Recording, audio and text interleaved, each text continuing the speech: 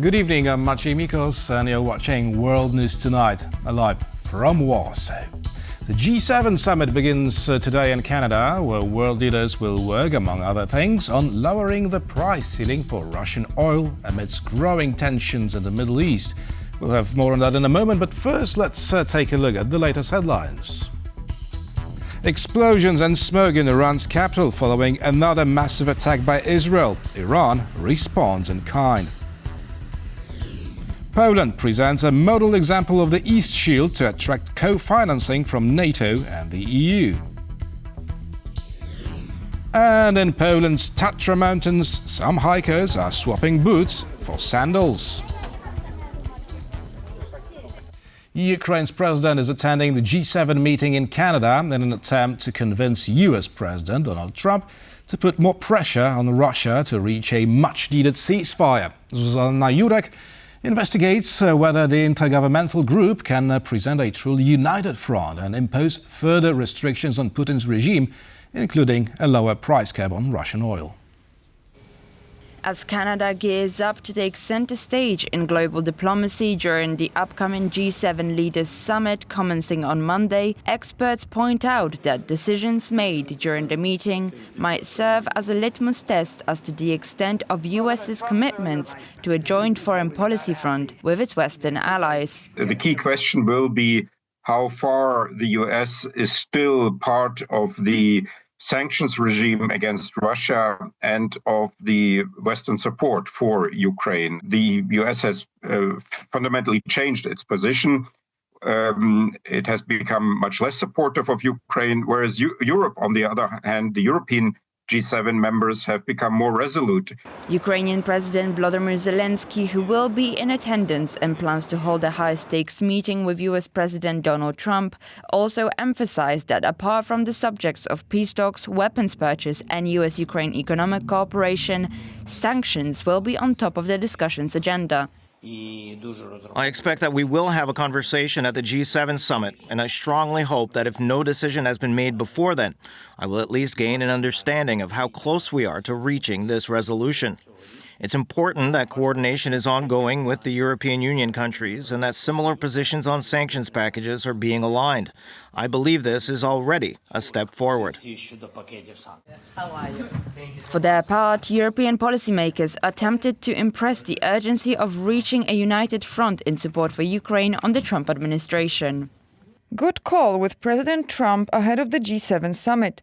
We also discussed the situation in Ukraine, the imperative for a ceasefire, and the need to keep up pressure on Russia. But just as unity on sanctions is uncertain, so is lowering the oil price cap on Russian crude. The $60 per barrel initially agreed in late 2022 was designed to allow Russian oil to be sold to third countries using Western insurance services. Now G7 members will seek to agree on a new limit of $45 per barrel. Lowering the price of energy, lowering the price of oil, reduce Russia's profit margin, and that reduces Russia's scope over time to invest in its war machine in Ukraine, weakening its effect there. It'll also put more pressure on Putin domestically as he attempts to satisfy the Russian population. But leveraging robust economic pressure on Russia and cutting its wartime energy bounty could just be the way to force their hand to a negotiating table. For TVP World, Zuzanna Jurek. Iran and Israel are not ceasing to exchange blows via aerial attacks, and the number of casualties is rapidly growing on both sides after Tehran decided to cancel talks with the US on the future of its nuclear program.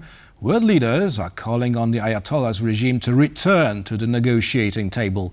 Natalia Komarov has this report. The situation in the Middle East hasn't calmed down for even a second since Israel launched its initial attack on Iranian nuclear sites last Friday. Above-ground facilities at Natanz and Isfahan reportedly suffered damage. The International Atomic Energy Agency is monitoring the situation. On Sunday, Israeli strikes caused a massive fire at the Shahran oil refinery located near Tehran. Iran retaliated with ballistic missiles, some of which managed to sneak through the Iron Dome. Israeli Prime Minister Benjamin Netanyahu and other government officials visited one of the sites hit by Iran. Be very careful for your lives. That's how you save yourselves, and that's how you also help us defeat these barbarians in Tehran. They will pay a very heavy price for murdering children and women and innocent civilians. TVP World spoke to Maciej Kozłowski, the former Polish ambassador to Israel, who is currently in Tel Aviv. I was in the shelter about 1 hour ago. There was a alarm. Probably all the rockets were intercepted because there were no news about any direct hit, as it was the case last night when there were about 10 direct hits with many casualties. So far, Iran and its proxies have avoided hitting any US army bases in the region, which could mean Tehran doesn't want conflict to spill further, or that it simply doesn't have the capacities to fight a much larger enemy. But neither the US nor other global superpowers would want to see a full-scale war in the Middle East. Both Russia and China are not interested in this conflict because they are also, especially China, is dependent on transport of oil from this region. Negotiations regarding Iran's nuclear program were meant to take place in Oman on Sunday, but were cancelled. The government in Tehran blames Israel. We were never eager for war. We made every effort to prevent it. Let me emphasize, despite our mistrust, we negotiated, and we wanted the negotiations to yield results. The United States called on Iran to return to the negotiating table, as did the UK and France. We took note of the Israeli government's decision to conduct these military operations, which we did not support or participate in. And now we call on all parties to exercise restraint and to reopen negotiations, leading to a genuine, credible rollback of Iran's nuclear program. Most Western allies agree that it's necessary to prevent Iran from developing nuclear weapons. However, some experts believe such scenario could actually have a restraining effect. The history shows us that once a country obtains nuclear capacity, usually it is more restrained than before. Take, for instance, Pakistan, India, North Korea. Iran is hinting at its willingness to strike a deal, maybe even to let go of its nuclear program altogether. But whether it's a sincere change of heart or a negotiation tactic, only time will tell. For TVP World, Natalia Komarov. Trenches, anti-tank ditches and minefields combined with state-of-the-art technology, all stretching for some 230 kilometers along the Polish border. The East Shield is rapidly growing to ensure that any potential Russian attack would be met with a solid defensive barrier. Warsaw believes that this ambitious and extremely costly project should be co-financed by the EU and NATO. Konrad Gorliński reports. The images of tanks rolling through Ukraine unimpeded in the first days of the Russian invasion in February of 2022 have left a lasting impression. The Polish army is working to ensure similar scenes will not happen here or along the entire eastern flank of Europe. Poland invited ambassadors from all 27 member states of the European Union's Political and Security Committee to see firsthand the work the army is doing on what it calls the East Shield. We are extremely pleased to be here in Poland and to witness firsthand the capabilities of Polish armed forces. We are very, very impressed. We see how you build up the Eastern Shield and how the capabilities of the Polish armed forces are also defending Europe's freedom. What the ambassadors toured is a training model of a project that's been under construction since October of 2024. Slated to cost billions of euro, the East Shield will run along the entirety of the border with Russia's Kaliningrad exclave to the north, as well as along the entirety of Poland's over 400-kilometer border with Belarus to the east. It'll include not just physical barriers along the borders, but also integrated surveillance and monitoring tech boosted by AI, as well as electronic warfare and anti-drone measures. Representatives from the Polish army took EU ambassadors on a walkthrough of the physical barriers that are being installed. Just past the border wall, that's mostly complete. The physical barrier will include anti-tank ditches, concrete anti-tank obstacles, minefields, defensive trenches, bunkers, and civilian shelters. What we've seen together is Polish capabilities, and there's nothing that beats seeing on the ground how capable the armed forces are. And I think the Polish armed forces are really a great business card and a great example for many other armed forces. A budget of €2.5 billion has been allocated for the implementation of the East Shield project, which for now is coming solely from the Polish budget. With this visit, the Polish Ministry of Defense is counting on getting some assistance from Europe and NATO. We want to use the safe funds, but we want to use the EBI. We want to get the fund from the NATO, of course, for the counter mobility and mobility for our soldiers. So it will be mixed. And we think that it should be like a 50-50 for now. But we all know that the beginning of the process is on the side of the Polish government and the Ministry of Defense. From the reactions, it seems like Deputy Minister Tomczyk's tour has impressed Poland's European friends. It is a no-brainer that for all EU 27 member states, whether they're north or south or east or west, that we face those threats together and that together we step up and do more. Whether this goes beyond lofty declarations, however, remains to be seen, particularly among those who are far from the front lines. The Russians, the only thing that provokes the Russians is our weakness. When they see that we're weak, then they will continue to escalate. That's been the story for since Putin came to power. Poland is currently engaged in discussions with Lithuania, Latvia, Estonia, and Finland, with the objective of exchanging experience and combining border protection efforts.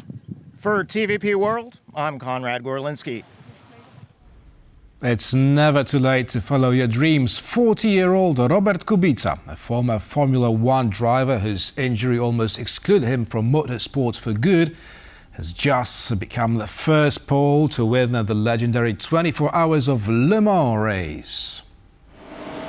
Robert Kubita won this year's iconic race at Le Mans, delivering a historic victory for his AF Corse team behind the wheel of a Ferrari. The win is especially meaningful for the Polish driver, whose career was nearly ended by a devastating rally crash in 2011 that left him with severe arm injuries. Once a rising star in Formula One, Kubita fought his way back into top-tier racing, and now, more than a decade later, he stands tall at the top of the podium in one of the world's most prestigious endurance races.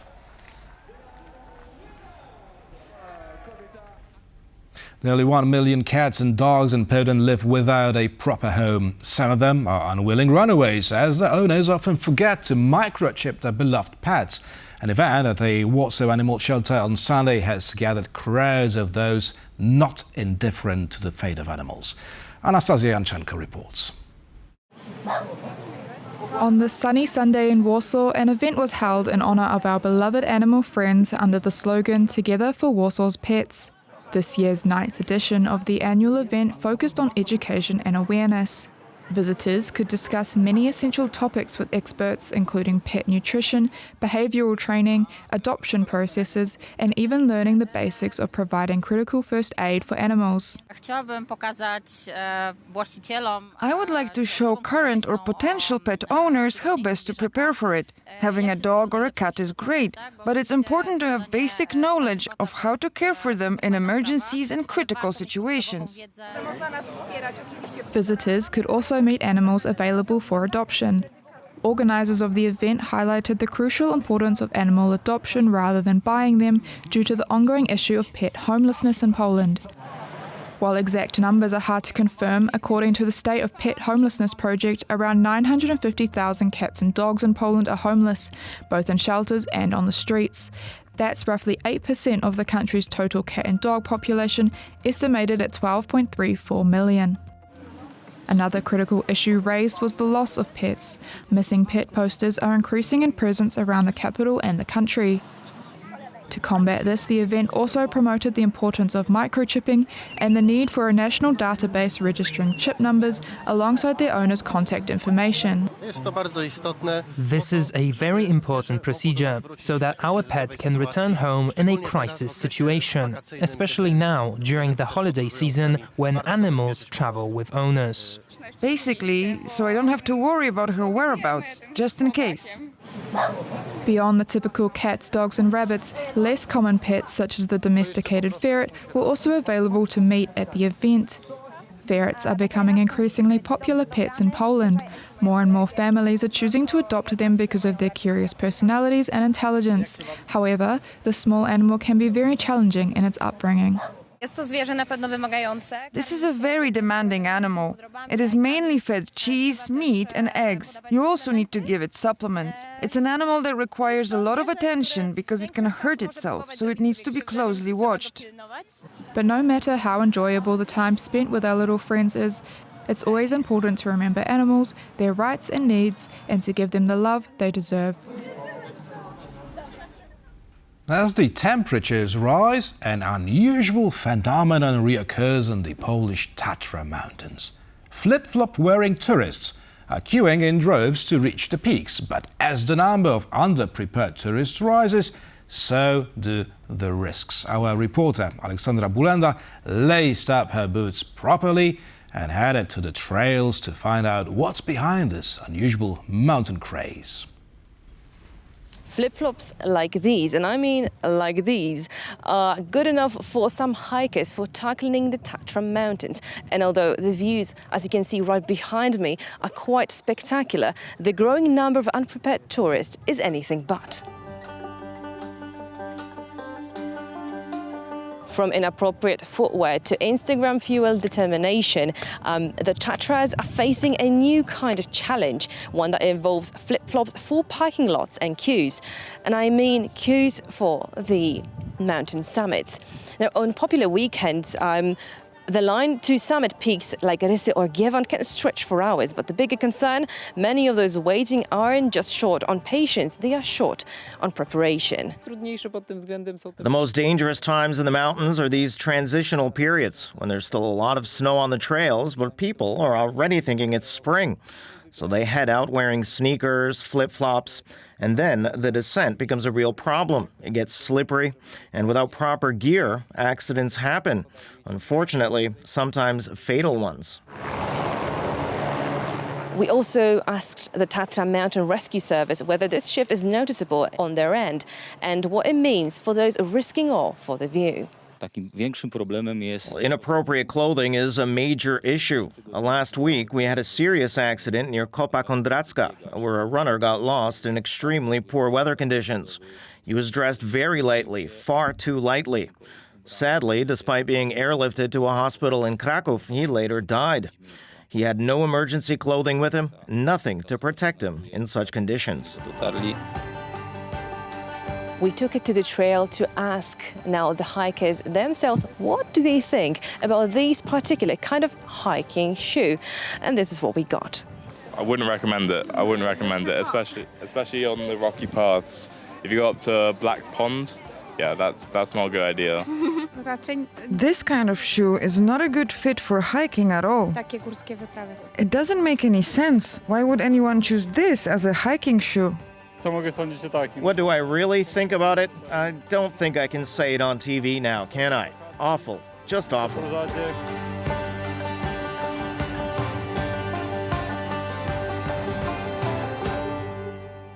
The Tatra Mountains that you can see right behind me are most certainly breathtaking, but breathtaking shouldn't become life-threatening. And from wrong shoes to wrong mindset, some risks are not just worth taking. From Morskie Oko for TVP World, Aleksandra Bulenda. As G7 leaders gather in the Canadian Rockies to discuss the most pressing international issues, the ongoing conflict between Israel and Iran will certainly top the summit's agenda. This, however, further complicates the situation for Ukrainian President Volodymyr Zelenskyy, who still counts on more pressure to be put on Russia. And to discuss the impact of the conflict in the Middle East on Europe, We're joined by Jarosław Ćwiek-Karpowicz, Director of the Polish Institute of International Affairs. Good evening. Good evening. So, what can Volodymyr Zelenskyy expect from this meeting with Donald Trump, if it happens, in fact, given that the US attention has shifted towards the Middle East? And, well, Trump stated not that long ago that during his last phone call with Vladimir Putin, he has once again urged the Russian leader to stop the invasion of Ukraine. As far as I remember, it would be the third meeting. The first one, very famous in Washington, D.C., in not very pleasant atmosphere. Yeah. The second one in Rome, during the funeral of Pope. And the third time in person, of course, many phone calls. I hope that President Zelenskyy would gain some sort of guarantee that the US will continue with military support, because what already is in Ukraine, I mean the US equipment and technical support, surveillance, was planned already before the inauguration of Donald Trump as a president. And frankly speaking, probably Ukraine needs more military staff, not only from Europe, but also from the United States, for further, let's say, war with Russia for next month. And I'm not quite sure if the public opinion will be informed about the concrete declaration, but definitely for Ukraine it's important to have support from both sides, from Europe and from America. Well, Defense Secretary Pete Hegseth has already stated that this military support will be visibly lower in 2026. So do you think something can change Donald Trump's mind? I mean, still it's a long time and long promises. And as we observe how Trump is changing his mind about tariffs, it's even not days, but during hours, declaration about next year or the next after, it's a very, very, let's say, not obligatory, definitely, for the White House. Trump very often make impression that he is personally involved, and then he distances himself from the negotiation, like that he's upset that both sides, Russia and Ukraine, are not willing to make some progress. But we should clearly state that for US, this conflict is not the existential threat. There are no US soldiers who are involved directly, so there are not political costs for Donald Trump. The only thing which some people may remind him is that he promised to end this war. Yes, but he might simply said, I did my best, but unfortunately they didn't listen my advices. So it's not the most important thing from, let's say, the political promises of Donald Trump towards Americans. I think that much more important is the domestic policy and what Trump promised to US citizens. First of all, increase of their economic income and welfare, and this is something what is completely out of the peace negotiation between Russia and Ukraine. Can Volodymyr Zelenskyy count on more sanctions to be announced at the end, I guess, of the G7 summit, given Donald Trump's reluctance so far? G7 is a group which let's say, lead the sanction policy, and very often US and EU sanctions are followed what G7 countries already decide. And also Trump very often said about very serious sanctions, and on the same time he promised that one step and all sanctions would be lifted. It's a mechanism. It's not so easy to lift all sanctions one day. I think that sanctions are playing in US interest as well, because mostly they hit Russian energy revenues and Russian oil and gas. In this regard, as we remember, Donald Trump during his campaign said about exploration of crude oil and natural gas in the United States as much as it's possible. So in this regard, having Russia under the sanction regime together with Iran, it's quite good for oil and gas sector in the United States. So I think that in this regard, the G7 leaders may reach some consensus. Second Will there issue, be a $45 price cap on this Russian is what crude we oil? heard about, yes, but quite recently, because of the Israel attack on Iran, the price of crude oil increased a little bit from the $60 to almost $80 per barrel. So I'm not quite sure if still 45 it's a price cap. Before it was $70, but definitely it will be something between, maybe $50 as a price cap. So it's a mechanism which decrease the Russian revenues, but also somehow allowed other countries to buy Russian oil, because this is a problem. I mean, many countries like India, China, Turkey, they just buy Russian oil, and they didn't join the sanctions regime, right?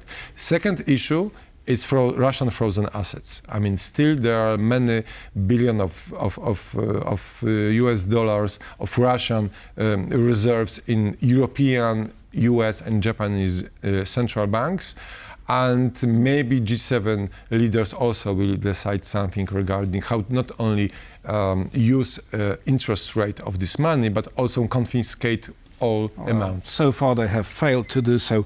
Ursula von der Leyen is to meet with Donald Trump on the sidelines of G7. Now that the US has reached a consensus in negotiations with China, is it a good time to ask Donald Trump to do just the same with the EU? I'm quite skeptical, and this is what I'm afraid of. The meeting between Ursula von der Leyen and Donald Trump probably will be the first meeting in person. Sometimes ago, Ursula von der Leyen said about not democratic standards in the United States in Paris during the international conference. And this conversation could be very difficult for both sides. I do not exclude some harsh statements made by Donald Trump. I hope that Ursula von der Leyen will be very calm, and if there will be some new information about new sanctions or, tariffs, not sanctions, but tariffs regarding European export and trade. I hope that it will be also just a statements, and we will wait a little bit. I think that there are other leaders, not only G7, but presidents or prime ministers of several countries who were invited as a guest, like Mexican president or Indian or South Africa. All these countries, they have very intense economic relation with United States and trade, and they really would like to influence Trump's mind, not just to play with tariffs as it was a few weeks ago. Probably this atmosphere and joint press conferences will be the most visible and most significant. I do not expect serious negotiation. I mean, US is pursuing the trade negotiation with negotiation teams, and with each country or with EU, they have separate track. During such a meeting like G7 summit plus, it's rather the time for a free conversation, and we should be very careful with words. Like during the last visit of German Chancellor to Washington DC or a French president, it's important to use words which would not provoke Donald Trump for some very harsh rhetoric. So this is what I expect from the G7 summit. And about the very last of expectations, in one word, yes or no, can G7 work out a formula to stop the recent exchange of blows in the Middle East between Iran and Israel? I don't think so. I think that for Israel is the unfortunately unique opportunity to hit Iranians right now because of the situation in Syria, in Lebanon, and they just want to, let's say, prevent Iranians from nuclear program, military program, and they are completely motivated to do this, and they are capable. So there is no political influence because this is only airstrikes, not a invasion which would cause a number of casualties. It's just a very precise attacks, and so far we don't know what may follow. Of course, even though the two countries are not direct neighbors, strangest things may happen. Jarosław Ćwiek-Karpowicz, director of the Polish Institute of International Affairs, was our guest this evening. Thank you very much. Thank you. And thank you for watching and stay with us for much more here on TVP World.